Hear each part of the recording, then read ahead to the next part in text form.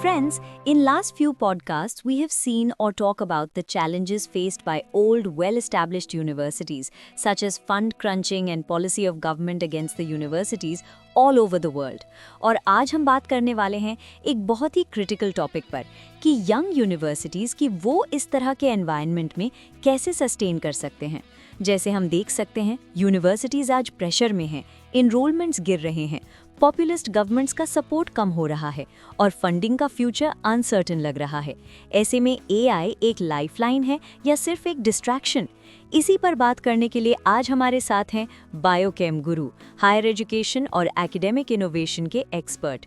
Welcome to the show. बहुत ही relevant topic है, स्पेशली जब हम यंग यूनिवर्सिटीज़ की बात करते हैं, यानी वो इंस्टीट्यूशंस जो 50 साल से कम पुराने हैं। बिल्कुल, अगर हम पिछले 4-5 सालों को देखें तो कॉन्टेक्स्ट काफ़ी बदल गया है। पहले यंग यूनिवर्सिटीज़ बस ये सोच रही थी कि कैसे ओल्ड एस्टैब्लिश्ड यूनिवर्सिटीज़ को कैचअप करें। अब सवाल ये है, क्या फ्यूचर में एआई ड्रिवन एजुकेशन का पेस यही यूनिवर्सिटी सेट करेंगी? एग्जैक्टली। आज सिचुएशन ये है कि कई यूनिवर्सिटीज सिर्फ सर्वाइव करने की कोशिश में हैं। एआई को ज़बरदस्ती एग्जिस्टिंग सिस्टम्स में फिट करना, बिना इंफ्रास्ट्रक्चर, बिना ट्रेनिंग, ऑलरेडी प्रॉब्लम्स क्रिएट कर रहा है। इसलिए कॉन्सेप्ट आ रहा है एआई फर्स्ट यूनिवर्सिटी का, जहां एआई बाद में ऐड ना हो बल्कि फाउंडेशन से ही डिज़ाइन का हिस्सा हो। एआई फर्स्ट यूनिवर्सिटी मतलब एडमिशन से लेकर क्लासरूम तक सब कुछ AI enabled. Sounds attractive, specially उन स्टूडेंट्स के लिए जो कभी टेक्स्ट बुक्स के लिए लाइन में लगे हो या बोरिंग लेक्चर्स झेले हो। हाँ, automated admissions, personalised learning paths, adaptive assessments, ये सब स्टूडेंट्स के एक्सपीरियंस को काफ़ी इंप्रूव कर सकता है। लेकिन एक बड़ा सवाल ये भी है, ये सिस्टम्स कौन बनाएगा? बिग टेक कंपनीज या एजुकेटर्स खुद? और शायद सबसे इम्पोर्टेंट सवाल, क्या एआई स्टूडेंट्स को क्रिटिकल थिंकिंग सिखा सकता है, स्पेशली आज के मिस इन्फॉर्मेशन वाले वर्ल्ड में? दैट्स द को कंसर्न। एआई इन्फॉर्मेशन दे सकता है, पर्सनलाइज कर सकता है, लेकिन जजमेंट, एथिक्स और क्रिटिकल रीजनिंग सिखाना अभी भी ह्यूमन एजुकेटर्स का डोमेन है। अगर एआई को सिर्फ एफिशिएंसी टूल के रूप में यूज किया गया विदाउट एकेडमिक विजन, तो ये एजुकेशन को हॉलो बना सकता है। तो एआई अलोन सॉल्यूशन नहीं है? बिल्कुल नहीं। एआई एक टूल है, मैजिक वैंड नहीं। यूनिवर्सिटीज को एक स्ट्रेटेजिक विजन चाहिए जो सोसाइटी की रियल नीड्स को एड्रेस करे। जो यंग यूनिवर्सिटीज सक्सेसफुल हुई हैं, उन्होंने अपना निश फाइंड किया है। किसी ने अंडरसर्व्ड कम्युनिटीज़ को ट्रेन किया, किसी ने एंटरप्रेन्योर्स के लिए इकोसिस्टम बनाया और किसी ने इंडस्ट्री और एकेडमिया के बीच ब्रिज का रोल प्ले किया। मतलब फ्यूचर उन यूनिवर्सिटीज़ का है जो सिर्फ टेक्नोलॉजी अडॉप्ट ना करे बल्कि पर्पस ड्रिवन हो। बिल्कुल। एआई तभी मीनिंगफुल होगा जब वो क्लियर सोशल मिशन के साथ अलाइंड होगा, वरना वो सिर्फ एक शाइनी डिस्ट्रैक्शन बन के रह जाएगा। बहुत इंसाइटफुल बायोकेम गुरु। तो लिसनर्स, टेक अवे ये है, एआई एजुकेशन का फ्यूचर ज़रूर है, लेकिन सवाल ये नहीं कि एआई यूज़ करना चाहिए या नहीं, बल्कि ये है कि कैसे और किस विजन के साथ। मैं हूँ रिया, मिलते हैं नेक्स्ट पार्ट में। उसमें बात करेंगे कि किस तरह से 4 यूनिवर्सिटीज़ ने इस तरह के एनवायरनमेंट में भी एक्सेल किया है। Welcome back Guru and friends. Now we will talk about the few universities which are doing very well. तो गुरु सर, कौन सी यूनिवर्सिटीज़ हैं ये? If you like this podcast, please like, share and subscribe to my channel. Hello दोस्तों, welcome back. क्या आप जानते हैं कि दुनिया में कुछ यूनिवर्सिटीज़ ऐसी हैं जिन्हें आइडियाज़ फैक्ट्रीज कहा जाता है? आज हम बात करेंगे उन बेहतरीन यंग इंस्टीट्यूशंस के बारे में जो सिर्फ 50 साल या उससे कम पुरानी हैं, लेकिन रिसर्च और इनोवेशन में बड़े बड़ों को टक्कर दे रही हैं। बायोकेम गुरु, क्या हमारी ऑडियंस को बताएंगे कि ये इंस्टीट्यूशंस इतनी रिस्पॉन्सिव, कोलैबोरेटिव एंड प्रोग्रेसिव कैसे हैं? ज़रूर रिया। देखो, ये इंस्टीट्यूशंस बहुत तेज़ी से इवॉल्व हो रही हैं। ये सिर्फ पढ़ाई की जगह नहीं है, they are truly charting their own course to success. हम शुरुआत करते हैं साउथ कोरिया की Pohang University of Science and Technology, जिसे हम पोस्टेक भी कहते हैं। पोस्टेक, मैंने सुना है कि ये 40 साल से भी कम पुरानी है। इतनी कम उम्र में इनकी क्या खास स्ट्रैटेजी है? इनके पास एक 10 साल का मास्टर प्लान है जिसे पोस्टेक 2.0 स्ट्रैटेजी कहते हैं। इसका मेन एम है अपनी ग्लोबल स्टेटस को एलिवेट करना। इसके लिए 1.2 ट्रिलियन साउथ कोरियन वॉन या $888.9 बिलियन की फंडिंग भी है, जो यूनिवर्सिटी, गवर्नमेंट और कॉर्पोरेट बैकिंग से आती है। वाओ, इतना बड़ा इन्वेस्टमेंट! इस प्लान में स्टूडेंट्स के लिए क्या नया है? सबसे एक्साइटिंग इनिशिएटिव ये है कि पोस्टेक साउथ कोरिया की पहली AI नेटिव यूनिवर्सिटी बनने जा रहा है। इसका मतलब है कि आर्टिफिशियल इंटेलिजेंस यानी AI को रिसर्च से लेकर एजुकेशन तक हर सिस्टम में इंटीग्रेट किया जाएगा। स्टूडेंट्स को AI ट्यूटर्स मिलेंगे जो रियल टाइम में लर्निंग पैटर्न्स को असेस करेंगे ताकि पढ़ाई एफिशिएंट हो। AI tutors sounds like the future. Collaboration के बारे में क्या ये इंडस्ट्री के साथ भी जुड़कर काम करते हैं? बिल्कुल, इंडस्ट्री कोलैबोरेशन तो पोस्टेक की DNA में है। ये यूनिवर्सिटी 1986 में पॉस्को द्वारा एस्टैब्लिश हुई थी, जो दुनिया की सबसे बड़ी स्टील मैन्युफैक्चरर्स में से एक है। तो क्या आज भी उनका लिंक है? हाँ, although they operate as separate entities, they remain deeply connected.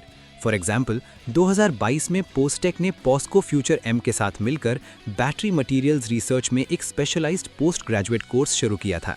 इस कोर्स में स्टूडेंट्स कंपनी में फील्ड रिसर्च करते हैं, प्रोजेक्ट्स में पार्टिसिपेट करते हैं और ग्रेजुएटिंग के बाद उन्हें वहां जॉब गारंटी भी मिलती है। That is a perfect real-life example of merging industry experience with research strengths. लेकिन स्टूडेंट्स के लिए छोटी यूनिवर्सिटी होने का क्या बेनिफिट है? जैसे सूल नेशनल यूनिवर्सिटी में तो हजारों स्टूडेंट्स हैं। आपने सही कहा रिया, पोस्टेक में सिर्फ 4000 से ज़्यादा स्टूडेंट्स हैं। एक सेल बायोलॉजिस्ट कहती हैं कि छोटा साइज होने की वजह से कलीग्स के साथ इंटरडिसिप्लिनरी रिसर्च करना आसान हो जाता है और ये इम्पैक्टफुल आउटकम्स के लिए क्रिटिकल फैक्टर है। और हाई स्कूल स्टूडेंट्स के लिए जिनके ऊपर एंट्रेंस एग्जाम का प्रेशर होता है, उनके लिए कोई स्पेशल सिस्टम है? हाँ, उनके लिए 2018 से ओपन मेजर सिस्टम चल रहा है। अंडर ग्रेजुएट्स को पहले 4 सेमेस्टर्स में किसी भी फील्ड में कोर्सेज चूज करने की फ्रीडम मिलती है, जिसके बाद वो अपना फाइनल कोर्स सब्जेक्ट डिसाइड करते हैं। इससे उन्हें पता चलता है कि उन्हें किस चीज़ में इंटरेस्ट है और ये ब्रॉड अंडरस्टैंडिंग उनके फ्यूचर स्टडी के लिए एक वैल्यूएबल एसेट है। बहुत खूब। साउथ कोरिया से अब हम चलते हैं Hong Kong. City university of Hong Kong ने nature index young universities rankings में क्या अचीव किया है? सिटी UHK ने काफ़ी प्रोग्रेस की है। 2025 रैंकिंग्स में ये ओवरऑल 4th प्लेस पर थी और केमिस्ट्री में 5th प्लेस पर। ये भी 3rd fastest rising young university थी। इनका मेन फोकस क्या है, केमिस्ट्री या physical sciences? City UHK physical sciences और केमिस्ट्री पर फोकस्ड है। इनका एक मेजर फोकस है न्यू टेक्नोलॉजीज का फास्ट ट्रैकिंग डेवलपमेंट और कमर्शलाइजेशन। इसके लिए इनका फ्लैगशिप इनिशिएटिव है HK Tech 300। HK Tech 300 क्या करता है? ये एक HK 600 मिलियन या $77.22 मिलियन का प्रोग्राम है, जो HK UHK के रिसर्च और टेक्नोलॉजी पर बेस्ड न्यू बिजनेसेस को स्टार्ट करता है। 2021 में लॉन्च होने के बाद 900 से ज़्यादा स्टार्टअप्स ने इसका इंक्यूबेशन प्रोग्राम कंप्लीट किया है, जिसमें ट्रेनिंग और लीगल सपोर्ट मिलता है और एलिजिबिलिटी के अनुसार HK 1 लाख रुपीस तक की सीड फंडिंग भी मिल सकती है। तो मतलब लैब से आइडियाज को मार्केट तक ले जाना इनका गोल है। कोई रियल लाइफ एग्जाम्पल? एक स्टार्टअप है सुपर बैम्बू। ये एक सस्टेनेबल बैम्बू मटेरियल बनाती है जिसका strength to weight ratio steel और टाइटेनियम से भी ज़्यादा है। इस कंपनी के को-फाउंडर कहते हैं कि HK Tech 300 जैसे प्रोग्राम्स बहुत क्रूशल हैं, क्योंकि अब लोग सिर्फ थ्योरेटिकल रिसर्च पर नहीं बल्कि इम्पैक्ट और एप्लीकेशन पर ज़्यादा ध्यान देते हैं। सिटी UHK का इंटरनेशनल रीच कैसा है? बहुत स्ट्रॉन्ग। 2024 और 2025 में टाइम्स हायर एजुकेशन ने इसे वर्ल्ड की मोस्ट इंटरनेशनल यूनिवर्सिटी का दर्जा दिया था। इनके पास लगभग 400 ग्लोबल इंस्टीट्यूशंस के साथ एक्सचेंज प्रोग्राम्स हैं, जिसमें 65% अंडर ग्रेजुएट्स पार्टिसिपेट करते हैं। इनका गोल डेवलपिंग नेशंस के साथ भी रिलेशन बनाना है, जैसे इन्होंने मई में कजाकिस्तान में city UHK institute for research and innovation की ब्रांच ओपन की। अब हम आते हैं India. Indian institute of technology Guwahati यानी IITG कब इस्टेब्लिश हुआ था? IITG 1994 में ब्रह्मपुत्र रिवर के किनारे नॉर्थ ईस्ट इंडिया में फाउंडेड हुआ था। IITs इंडिया के लीडिंग रिसर्च और इंजीनियरिंग इंस्टीट्यूशंस हैं। IITG का मिशन क्या है? क्या ये सिर्फ अपने स्टेट असम को सर्व करता है? नहीं, इनका रीजनल मिशन थोड़ा ब्रॉडर है। IITG का एम है कि वो सिर्फ असम और नेबरिंग इंडियन स्टेट्स को नहीं बल्कि बांग्लादेश, भूटान और नेपाल के पार्ट्स को भी सर्व करे, क्योंकि इन सब की बॉर्डर्स 500 किलोमीटर से भी कम दूर हैं। तो ये रीजनल इंस्टीट्यूट्स को सपोर्ट कैसे करते हैं? IITG इस रीजन का एकमात्र IIT है। ये आसपास के छोटे इंस्टीट्यूट्स की रिसर्च एक्टिविटीज को सपोर्ट करता है। विजिटिंग रिसर्चर्स अपने सैंपल्स और डेटा लाते हैं और IITG उन्हें ट्रेनिंग और स्पेशलाइज्ड इक्विपमेंट यूज करने की परमिशन देता है। जैसे कि कौन सी इक्विपमेंट? जैसे कि स्कैनिंग इलेक्ट्रॉन माइक्रोस्कोप और nuclear magnetic resonance machine. IITG कहते हैं कि वो PhD स्टूडेंट्स को इक्विपमेंट यूज करने की फुल ऑटोनॉमी देते हैं, जो कि दूसरे इंडियन रिसर्च इंस्टीट्यूट से अलग है। 3 से 4 महीने की हैंड्स ऑन ट्रेनिंग के बाद स्टूडेंट्स को इंडिपेंडेंटली ऑपरेट करने की परमिशन मिल जाती है। This creates autonomous and competent researchers. और रिसर्च स्ट्रेंथ में IITG कहाँ स्टैंड करता है? IITG ग्लोबली 35th प्लेस पर है और इंडिया में सेकंड। इनकी सबसे बड़ी स्ट्रेंथ केमिस्ट्री में है, जिसमें ये ग्लोबली 27th प्लेस पर है। इंटरेस्टिंगली 2023 में इंडिया का ऑलमोस्ट 60% रिसर्च आउटपुट केमिस्ट्री से रिलेटेड था। केमिस्ट्री स्टूडेंट्स के लिए क्या यहाँ मल्टीडिसिप्लिनरी अप्रोच को एनकरेज किया जाता है? जरूर। हर PhD स्टूडेंट के पास 2 सुपरवाइजर्स होते हैं जो 2 डिफरेंट डिपार्टमेंट से आना जरूरी है। ये सेटअप स्टूडेंट्स को मल्टीडिसिप्लिनरी टर्म्स में सोचने के लिए एनकरेज करता है। आजकल स्टूडेंट्स मल्टीपल चीजें सीखना चाहते हैं, जैसे a person doing a chemistry PhD simultaneously wants to learn AI और machine learning. That's our edge. बिल्कुल। अब हम आखिरी यूनिवर्सिटी की तरफ बढ़ते हैं, नेदरलैंड्स की वैगनिंगन यूनिवर्सिटी एंड रिसर्च यानी WUR। ये किस फील्ड में टॉप पर है? WUR एनवायरमेंटल साइंस में बहुत स्ट्रांग है। नेचर इंडेक्स रैंकिंग्स में अर्थ और एनवायरमेंटल साइंसेज के लिए ये 8th प्लेस पर थी और टॉप 10 में चाइना के बाहर की ये अकेली इंस्टीट्यूशन थी। इनकी इंटरनल स्ट्रक्चर थोड़ी अलग है, राइट? हाँ, WUR सिर्फ एक डिपार्टमेंट से ऑपरेट करता है, जिसके अंदर 8 रिसर्च इंस्टीट्यूट्स हैं जो एनिमल साइंस, फूड सेफ्टी और मरीन रिसर्च जैसे थीम्स पर फोकस्ड हैं। इनका सेंट्रलाइज स्ट्रक्चर रिसर्चर्स को बहुत फ्रीडम देता है। प्रोफेसर्स के पास अपने रिसर्च को डायरेक्ट करने की फुल ऑटोनॉमी होती है। ये ऑटोनॉमी किस तरह हेल्पफुल है? एक स्ट्रीमलाइंड एडमिनिस्ट्रेशन होने की वजह से रिसर्च टीम्स को डिफरेंट फील्ड्स में इजीली असेंबल किया जा सकता है। इससे WUR एक स्पेशलाइज्ड और इंटरडिसिप्लिनरी इंस्टीट्यूट की तरह ऑपरेट कर पाता है। और इसकी लोकेशन का रिसर्च पर क्या इम्पैक्ट पड़ता है? WUR वैगनिंगन एक रूरल टाउन है जिसके आसपास वुड्स और फ्लैटलैंड्स हैं। WUR ओन्ड फील्ड्स ही इनकी लिविंग लेबोरेटरीज की तरह डबल करती हैं। डेकेड्स ऑफ क्रॉप एक्सपेरिमेंट्स और एनवायरमेंटल मॉनिटरिंग यहाँ किए जाते हैं और ये सब कैंपस से साइकिल राइड की दूरी पर है। तो क्या ये लोकेशन इंडस्ट्री कोलैबोरेशन में भी हेल्प करती है? जी हाँ, ये कैंपस मेजर एग्री बिजनेसेस के क्लोज हैं। British consumer goods giant Unilever का डच रिसर्च हेडक्वार्टर्स पास में ही है और डच डेयरी कंपनी फ्रीजलैंड कंपानिया का इनोवेशन सेंटर भी WUR के मेन कैंपस से कुछ मिनट्स की दूरी पर है।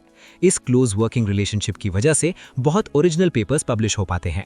WUR ने एजुकेशन प्रोग्राम्स में भी कुछ अचीव किया है, राइट? WUR को 20th कंसेक्यूटिव ईयर के लिए नेदरलैंड्स की टॉप यूनिवर्सिटी कहा गया है, नेशनल स्टूडेंट सर्वे के रिजल्ट्स के अनुसार।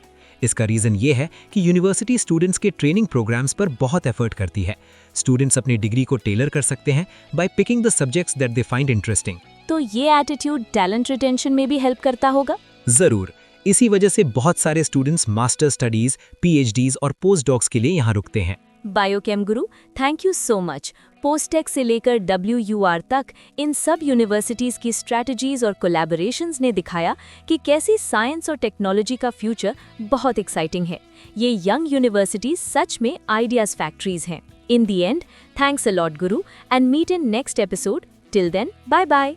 If you like this podcast, please like, share and subscribe this my channel.